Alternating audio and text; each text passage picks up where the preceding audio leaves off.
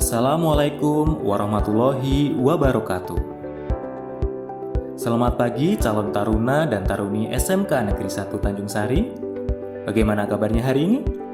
Semoga selalu sehat, dijauhkan dari segala macam penyakit, dan yang penting jangan lupa bahagia ya.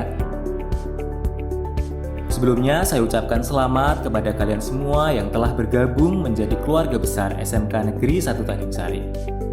Selamat datang di sekolah ini, dan mari kita bersama-sama bahu-membahu mewujudkan mimpi kalian di tempat ini.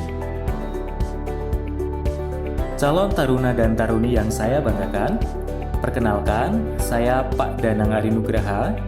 Pada masa pengenalan lingkungan sekolah saat ini, saya diberikan amanah untuk menyampaikan materi mengenai motivasi belajar di masa pandemi COVID-19. Tak terasa ya, pandemi ini sudah berlangsung mungkin hampir 2 tahun. Berbagai macam kegiatan dibatasi, kita dianjurkan untuk mengurangi bepergian, bahkan kegiatan belajar pun harus dilakukan secara daring atau online. Mungkin bahkan kisah nyata yang kalian semua tentu merasakan sendiri waktu SMP, sekolah aja nggak pernah gitu. Tiba-tiba naik kelas 11, tiba-tiba lulus gitu aja. Bahkan kalian ini mungkin termasuk salah satu yang memecahkan rekor belajar SMP tercepat. SMP hanya ditempuh selama 1,5 tahun. Wow, canda 1,5 tahun. Ya, tentu kita semua berharap pandemi ini segera berlalu ya. Tidak terlalu berlarut-larut dan kita bisa segera kembali belajar bersama secara tatap muka. Maka dari itu, saya juga ingatkan lagi kepada calon taruna dan taruni semua untuk tetap mematuhi protokol kesehatan. Jauhkan diri dari virus corona agar pandemi ini segera berlalu. Kita bisa sekolah lagi, oleh jatah sangu meneh, dan dapat beraktivitas lagi secara normal. Amin. Calon taruna dan taruni yang saya banggakan, ternyata belajar online selain ada dampak positifnya, ya itu tadi sekolah SMP tercepat 1,5 tahun tadi, ternyata juga banyak dampak buruknya loh. Sebagian dari kalian ternyata merasakan kesulitan ketika belajar online. Kira-kira apa ya dampak buruk dan hal-hal yang menyebabkan kalian merasa kesulitan selama belajar online? Ternyata, kasus yang paling banyak kita temui dalam pembelajaran online adalah malas, memeng, meh, sinau. Nah, BTW, kalian tahu nggak sih kenapa kita jadi malas belajar online? Penyebab dari kemalasan itu tentu banyak sekali, tergantung individu masing-masing. Saat ini saya memberikan contoh. Satu adalah aktivitas belajar yang monoton. Kalian melakukan aktivitas yang sama setiap hari sehingga membuat kalian merasa jenuh. Itu saja yang kita kerjakan setiap hari. Yang kedua, kita merasa kesepian. Yakin kesepian? Karena ketika kalian belajar sendiri, tentu berbeda keadaannya dengan kalian belajar di sekolah yang biasa belajar dengan teman-teman, bisa sambil gibah-gibah, bertemu bapak ibu guru. Tentu ada yang ngafasi juga kalau ketemu bapak ibu guru. Sedangkan kalau kalian belajar di rumah mungkin lebih bebas gitu ya. Lebih slow, lebih lost. Tapi kadang justru itu yang bikin kalian males, karena nggak ada yang mengawasi. Selanjutnya, hal yang bikin kalian males dan sulit belajar adalah minimnya fasilitas belajar di rumah.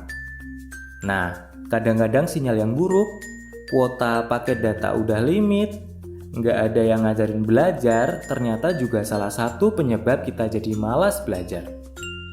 Dan yang terakhir, ternyata penyebabnya adalah kurangnya manajemen waktu belajar. Kadangkala, kurang pandainya kita membagi waktu antara belajar, bermain, dan kegiatan lain membuat belajar online terasa berat, bahkan terasa kacau. Jika sudah merasa mumet, tentu kita akan menjadi malas untuk belajar, bener? Nah, apa kira-kira dampak yang akan terjadi jika kemalasan itu dibiarkan?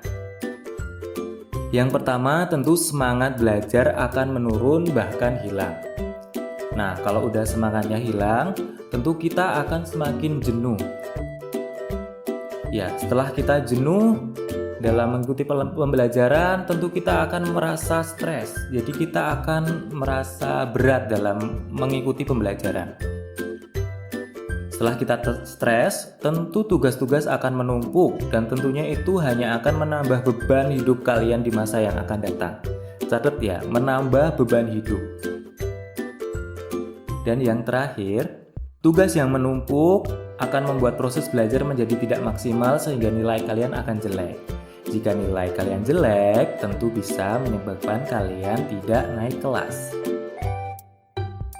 Nah, berikut ini Bapak akan berikan beberapa tips belajar sehat yang bisa kalian terapkan selama belajar online di rumah. Apa sih kira-kira tipsnya? Yang pertama, tanamkan motivasi yang kuat. Ingatlah alasan kalian masuk ke sekolah ini. Tentu kalian punya cita-cita yang ingin kalian capai di masa yang akan datang kan? Maka kalian harus niatkan mencari ilmu sebanyak-banyaknya. Karena ilmu itu tentu yang akan berguna untuk mendukung cita-cita kalian. Terus, apakah nilai yang bagus akan berpengaruh terhadap masa depan? Ya tentu saja ada dong. Dengan nilai yang bagus, kalian akan dengan mudah naik kelas dan bahkan lulus dari sekolah ini. Kalau nilainya nggak bagus ya tentu akan menghambat, bisa tidak naik kelas atau bahkan bisa di drop out dari sekolah ini. Selain itu, jika kalian ingin mendaftarkan pekerjaan, misalnya seperti pegawai negeri, terus TNI, Polri, atau melanjutkan kuliah dengan jalur prestasi, pekerjaan-pekerjaan itu pasti diminta untuk melampirkan rapot kalian. Tentu jika nilainya tidak baik, juga akan menghambatkan dan pasti juga akan berpengaruh terhadap masa depan kalian. Selain itu, ingatlah satu hal, bahwa di belakang kisah kalian bisa bersekolah saat ini, ada orang tua yang sudah susah payah mencari nafkah dan biaya sekolah. Tentunya, kalau kalian kelak sukses, pasti kalian bisa membahagiakan, bahkan membanggakan mereka. Dan itu pasti menjadi sebuah kepuasan tersendiri bagi kalian. Tips yang kedua, ciptakan suasana yang nyaman dalam belajar. Gaya belajar setiap orang pasti berbeda. Ada yang suka belajar sambil mendengarkan musik, ada yang suka belajar sambil nyemil, ada yang suka belajar kalau lagi sepi, ada yang suka belajar di tempat terbuka, dan lain sebagainya. Nah, temukan cara belajar yang tentu membuat kalian nyaman. Yang pertama, tenangkan pikiran kalian, jangan merasa terbebani. Jika kalian sudah merasa jenuh dan capek, kalian boleh loh istirahat sebentar, cari hiburan, bisa main game, chatting sama gebetan, stalking mantan juga boleh. Tapi ingat, itu hanya hiburan. Setelah itu, kalian harus tetap ingat kewajiban kalian saat ini adalah belajar. Jadi kalau dikira sudah cukup mencari hiburannya, kalian harus lanjut belajar lagi. Yang ketiga adalah membuat jadwal belajar harian. Atur waktu sebaik mungkin. Kalian harus pandai-pandai mengatur antara jadwal belajar, menghibur diri, dan jadwal membahagiakan orang lain.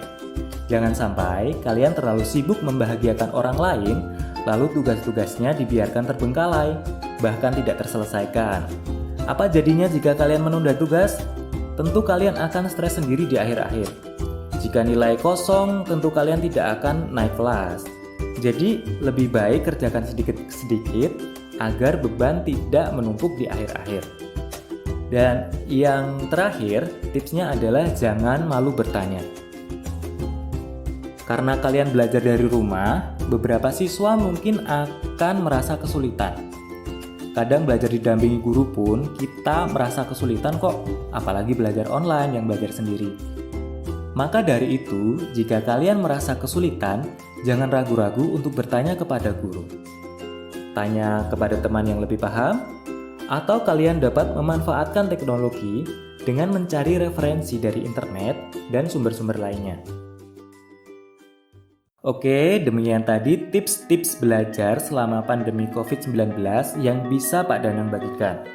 Mudah-mudahan apa yang saya sampaikan dapat bermanfaat Dan semoga kegiatan belajar kalian selama 3 tahun ke depan di sekolah ini dapat terasa menyenangkan. Pesan terakhir dari Pak Danang, mungkin saat ini kalian harus sedikit merasa bersusah payah. Ngerkoso gitu kalau bahasa Jawanya. Tapi ingat, hasil tidak akan pernah mengkhianati usaha. Kerja keras kalian yang kalian lakukan pada saat ini pasti akan mendatangkan kesuksesan di masa yang akan datang. Bila ada kata-kata yang kurang berkenan dari saya mohon maaf. Billahi taufik wal hidayah. Wassalamualaikum warahmatullahi wabarakatuh.